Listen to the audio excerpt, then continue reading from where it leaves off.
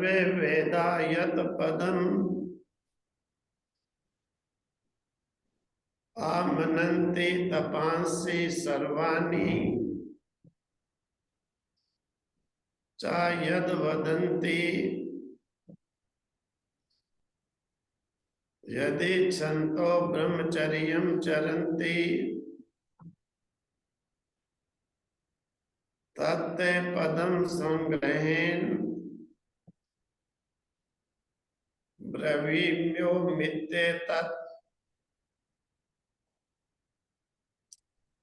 सर्वे वेदाः यत् पदम्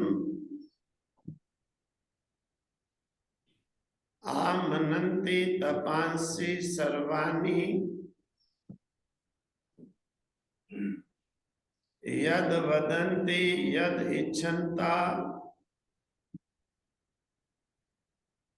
ब्रह्मचर्यं चरन्ति तत्ते पदं संग्रहेण ब्रवीमि ओम इति एतत्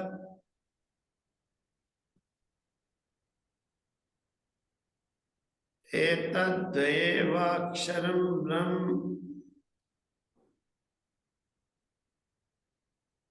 एतद्द्वयेवाक्षरं परम्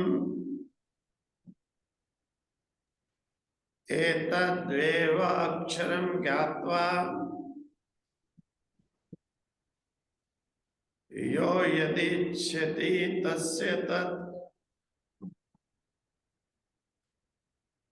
एतद् हि एव अक्षरं ब्रह्म एतद् हि एव अक्षरं परम् एतद् हि एव अक्षरं ज्ञात्वा या यद् इच्छति तस्य तत्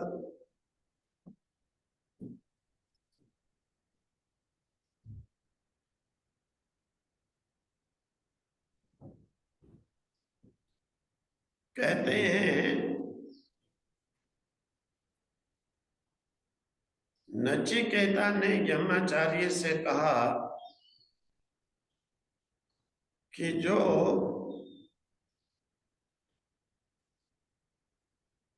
ब्रह्म तत्व सत्य है उसके लिए तुम उपदेश दे। सर्वे वेदा यत परम पदम आमनन्ति। हे यमाचार्य, सभी वेद यानी चारों वेदों के जो सार तत्व महावाक्य हैं, जिस पद के लिए पदम पद के लिए यानी शब्द के लिए प्रापणीय अभीष्ट को प्राप्त करने के योग्य जो मनुष्य जीवन में है,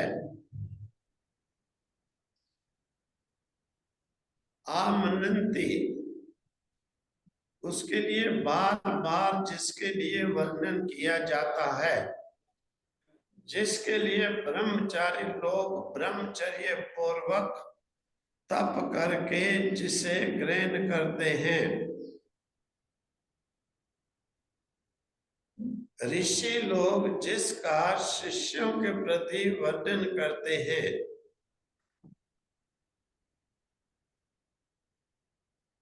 और इतना ही नहीं है, तपांसी सर्वाणी, सारे तपों का भी जो सार है, यानी जिसके लिए ब्रह्मचर्य पूर्वक सभी तप किए जाते हैं। यहाँ पर तप करने को कहा कि केवल शरीर की साधना का नाम ही तप नहीं है,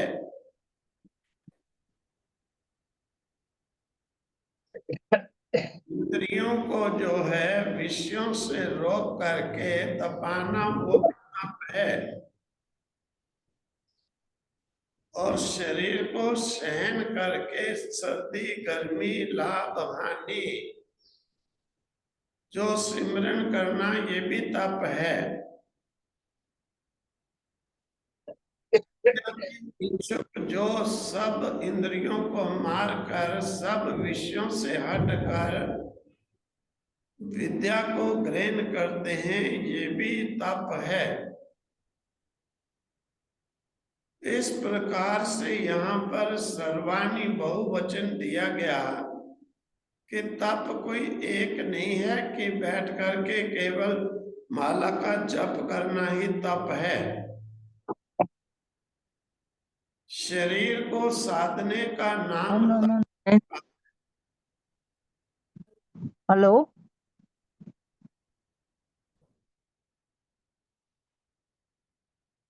कौन बोल रहा है अभी बीच में?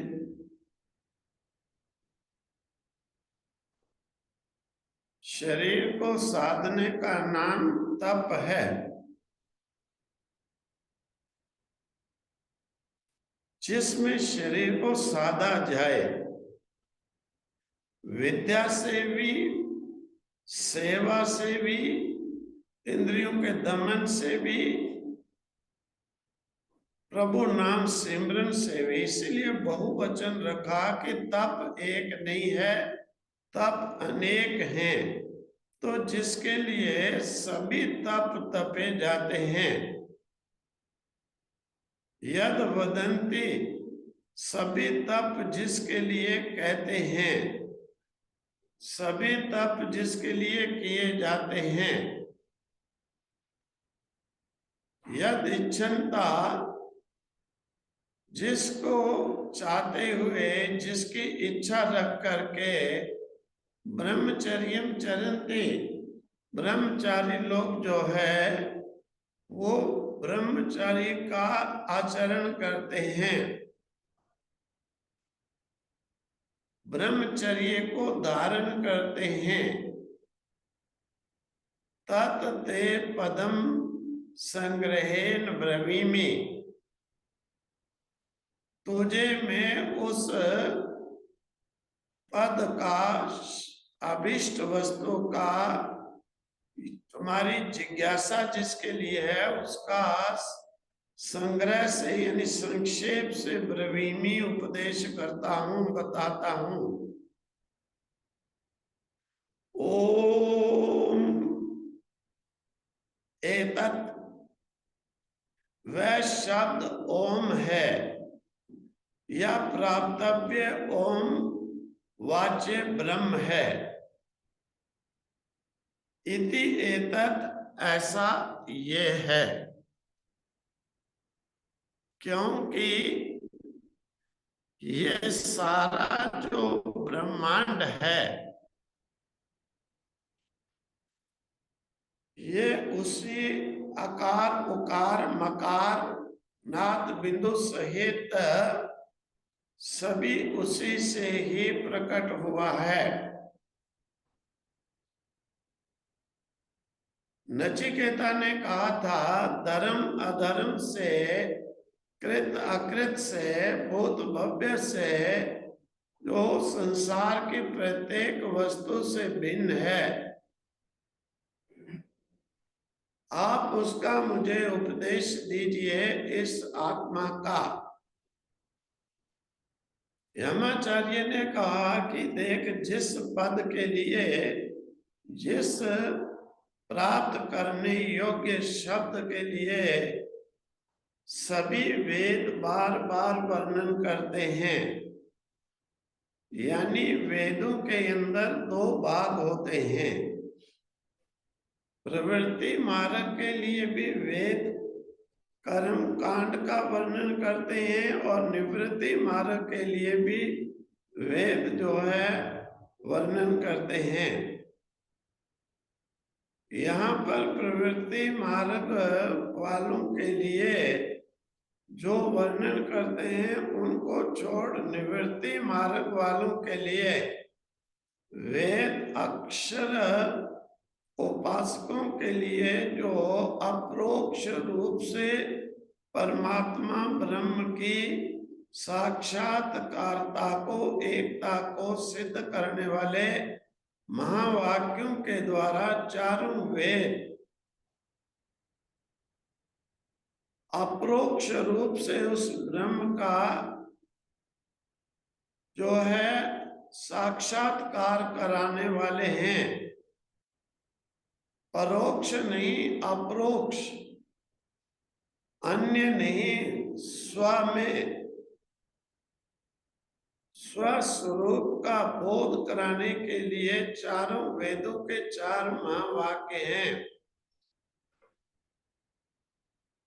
अप्रोक्ष रूप से निर्देश देते हैं, उस परमात्मा ईश्वर ब्रह्म का साक्षात कराते हैं।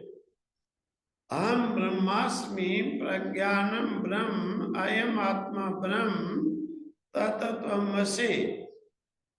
इसलिए कहा कि चारों वेदों का जो सार है, लक्ष्य है, चारों महावाक्यों का जो संकेत है, वो अप्रोक्ष रूप से स्व में ही, स्वस्वरूप में उसका बोध कराना। वही पद जो है मैं तुम्हें संक्षेप के साथ उपदेश देता हूं, क्योंकि विस्तार से तो उसका विस्तार इतना बड़ा है कि वर्णन करते उसे जो है कोटि वर्ष में भी वर्णन नहीं किया जा सकता, क्योंकि जितना ब्रह्मांड का विस्तार है ये सब उसी ओम अक्षर का ही विस्तार है। एतद ही एव अक्षरम ब्रह्म। नचिकेता, ये जो एतद, ये यानी ओम, ओम जो पद का वाच्य है, ये निश्चय पूर्वक ही समझ, ही अव्यय यहाँ रखा है कि निश्चित ही यही है। एव भी निश्चय के लिए अव्यय रखा है। दो अव्यय रखे हैं कि निश्चित निश्चित, इससे तुम जान, इससे भिन्न किसी को मत मान।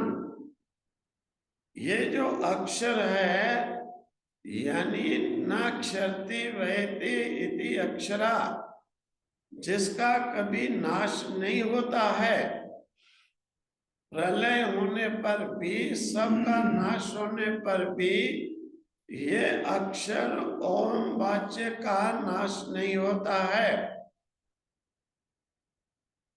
इस अक्षर को जिसका कभी क्षय ना हो, नाश ना हो, ब्रह्म एतद एव ही निश्चित जान, इसके बिना कोई और नहीं, यही ब्रह्म है। अक्षरम परम, यही अक्षर है। अक्षर मतलब नाक्षरति इति अक्षरा, जिसका क्षय ना हो वो अक्षर। इसीलिए यहाँ पर जो है उपासकों के अंदर सर्वश्रेष्ठ अक्षर उपासक को ही कहा गया है, क्योंकि देखो व्याकरणी लोग जो हैं अक्षर को ही नित्य मानते हैं, और कोई भी नित्य सत्य नहीं हो सकता है।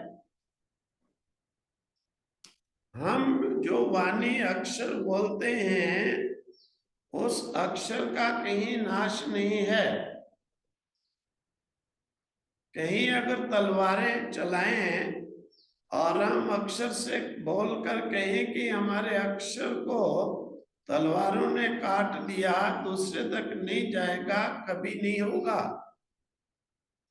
बहुत बड़ी अग्नि को जला दें, उसके हम इधर अक्षर को बोलें और अग्नि के पार कहें कि अक्षर जल जाएगा अग्नि में, दूसरा नहीं सुनेगा, कभी ऐसा नहीं होता है। अग्नि भी उसे जला नहीं सकती है। और वैयाकरणी लोगों का नित्य मानने का अभिप्राय ये भी होता है कि हमारा बोला हुआ अक्षर कभी कहीं भी नाश नहीं होता, शस्त्रों से नहीं कटता, आग से नहीं जलता, पानी में गीला नहीं होता। यही ब्रह्म की भी जो है यही लक्षण है। अब ये हम जो शब्द बोलते हैं इसीलिए कहते हैं कि निरर्थक शब्द बोलना महापाप होता है, क्योंकि ये सारे इस नवमंडल में व्याप्त हो जाता है। जो बोला वो हमें लगता है कि सुनने के बाद समाप्त हुआ, समाप्त करने की अक्षर को कोई शक्ति ही नहीं है। जब आग नहीं जला सकती, तलवारें नहीं काट सकती, फिर नाश कहां से? नित्य है, इस पूरे जो है आकाश मंडल में व्याप्त है। और हम निरर्थक वाणी जो गंदे शब्द लोग बोलते हैं उन्हें इसीलिए महापाप कहा कि इस सारे एनवायरनमेंट को, सभी को जो है दूषित करते हैं, सामूहिक रूप से सब अभद्रता पूर्वक जो है दूषित करते हैं। इसीलिए व्यक्ति को वाणी हमेशा सार्थक बोलनी चाहिए। वो शब्द इस आकाश मंडल में भरा जा रहा है, सारा जो आकाश मंडल का दामोदर है वो उस पर डिपेंड है। इसीलिए शुद्ध वाणी से ही सतयुग आता है।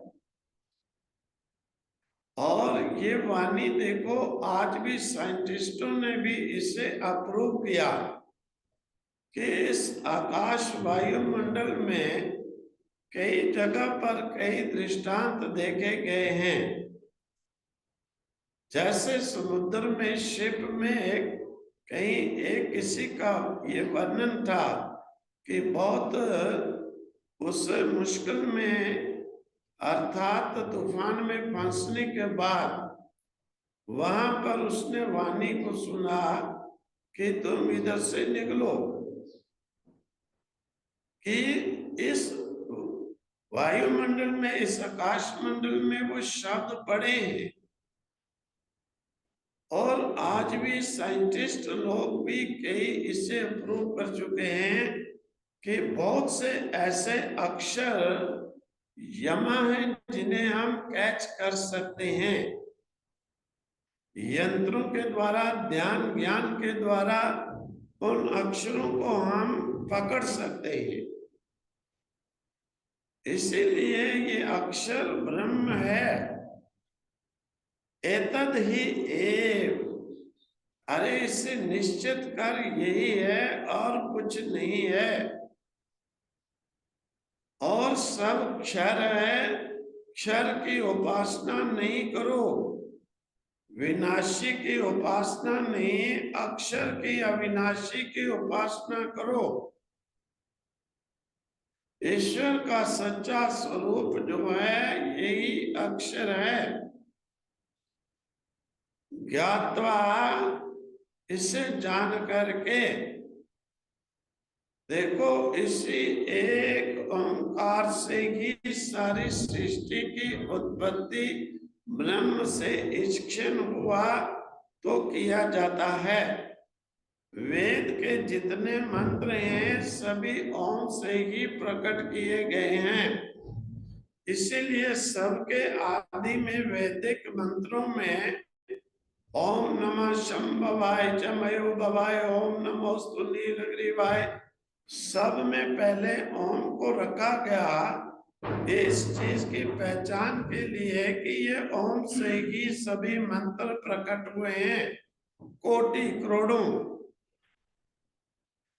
इसीलिए ब्रह्म से ही, अब बहुत अज्ञानी लोग इस प्रकार से कई बार कुतर्क करते हैं कि ये वेद जो है पौरुष है, अपौरुष है।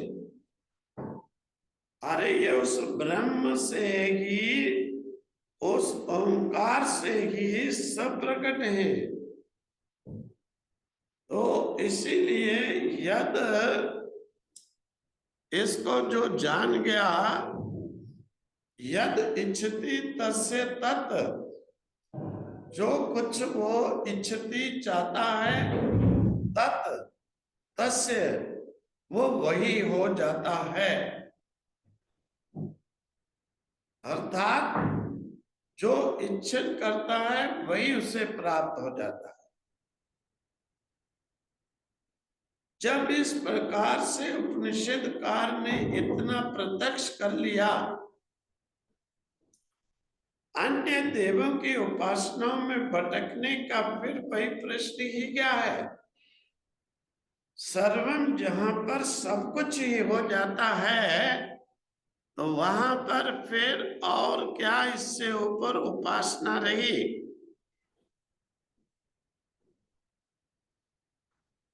यानी उपनिषदकार का कहने का अभिप्राय ये है कि ये ओम द्वय अक्षर ब्रह्म जो है का स्वरूप है। तस्य तत् एव, यही ब्रह्म है।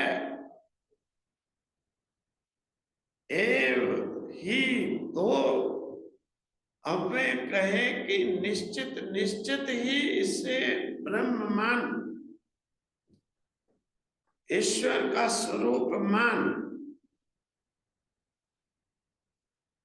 इसकी उपासना कर। क्षरों की, विनाशियों की उपासना मत कर। और सबसे परे यही अक्षर है। यद ज्ञात्वा, जिस अक्षर को जान करके इस ओंकार को ब्रह्म का स्वरूप जान करके, निश्चय करके, निध्यासन करके, जो चाहता है, जद इच्छति, जो चाहता है, तस्य तत् वही हो जाता है। अर्थात सब कुछ प्राप्त कर जाता है। कुछ नहीं कि जो उसे प्राप्त ना हो, क्योंकि वो ब्रह्म सब में गया हुआ है। वो ब्रह्म कण कण में व्यापक है। इसीलिए जब वो ब्रह्म को जान गया, वो भी कण कण में पहुंच गया। कण कण सब उसे प्राप्त है। फिर उसके लिए कुछ भी रहा नहीं कि जो उसे प्राप्तव्य हो। इसीलिए इस अहंकार को जानने के लिए, इस अक्षर ब्रह्म को जानने के लिए, इसकी उपासना करने के लिए इसे श्रवण कर। आज इतना ही रख लें। ओम तत्सत। ओम